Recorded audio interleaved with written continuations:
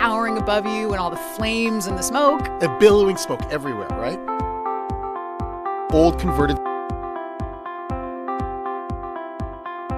Of course, the rocket people made us stand miles away. This is a download from BBC Learning English. To find out more, visit our website. 6 Minute English. From bbclearningenglish.com. Hello and welcome to 6 Minute English. I'm Catherine. And I'm Neil. Do you realise, Catherine, that we are related to each other? Don't be silly, Neil. I think I'd know if you were in my family. Well, we'll talk more about that later in the show, but I should say at this point that today we're discussing genealogy, or the study of family history, and I think it's pretty fascinating stuff. Do you ever watch the TV programme Who Do You Think You Are, Catherine? You know, where celebrities find out about their family history. Yeah, I've seen a couple of them. For example, one celebrity who was very proud of his working-class London roots or origins discovered that he's actually a direct descendant of an English king. Well, that's quite a discovery. The thing is, though, Catherine, what if there isn't anything exciting in your family history? No mysteries, no skeletons in the closet? Well, I reckon if you go back far enough, Neil, there's always something exciting or unexpected in anybody's family history. And skeletons in the closet, by the way, means secrets. Now, I think it's time for today's quiz question.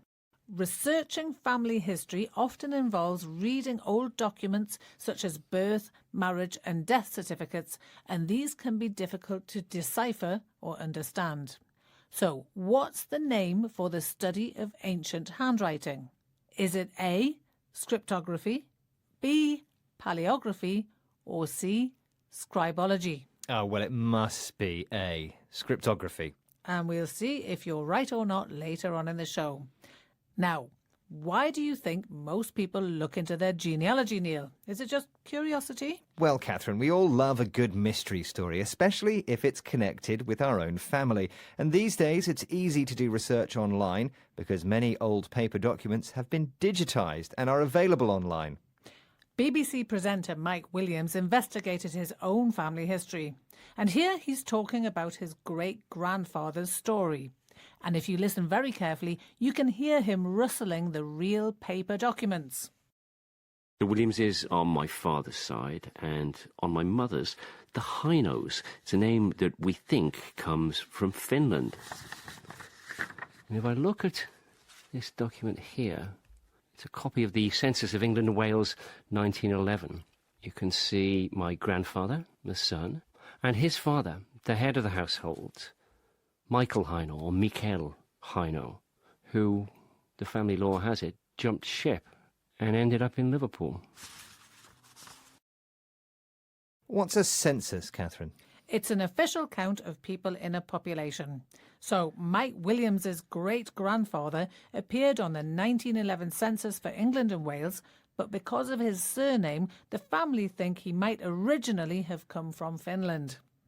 The exciting event in Mike Williams's history, passed down through family law, which means knowledge passed on from one generation to the next, is that his great-grandfather jumped ship. Which means he left the ship he was working on without permission to do so. And he started a new life in England. I suppose quite a few people have immigration stories in their family histories, sometimes without knowing it. Actually, that's something that many people are fascinated by. And has also become easier to investigate these days. Now companies offer to test the DNA in your saliva for as little as $100. And then they come up with results saying you're related to Alexander the Great or Brad Pitt. Remember I said that we were related? Well, let's now listen to Else Churchill from the Society of Genealogists here in London, who explains what I meant. There is what you might call the gateway ancestor in the idea of history and genealogy. That's normally somebody that's so well documented that their descendants are well known. In England, it's something like Edward III. I mean, we're all probably descended from Edward III. Isn't it nice to have royal ancestors? Well, millions of people are descended from Edward III. And so in that sense, that's where the connection might be. So the chances are an awful lot of people are distantly connected to each other. Else Churchill says it's likely that millions of us are distantly related to a gateway ancestor like King Edward III of England. And that means that all those people related to Edward III are also distantly related to each other. So it seems that paying a company $100 to reveal that you're related to Edward III is a waste of money. Yes, in the sense that it's you and millions of other people. And in fact, we're all related to each other somehow via Edward III or someone else. And another popular finding for British people is to say that you're descended from the Vikings.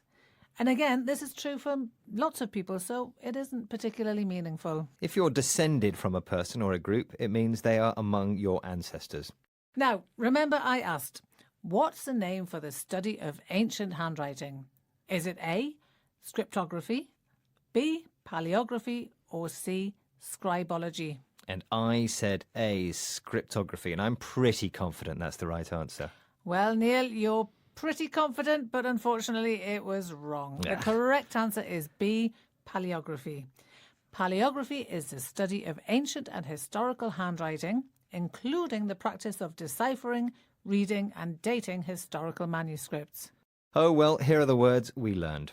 Genealogy, roots, skeletons in the closet, decipher, census, family law, descended from. And that's the end of today's 6 Minute English. Don't forget to join us again soon. Bye. Goodbye. 6 Minute English from the BBC.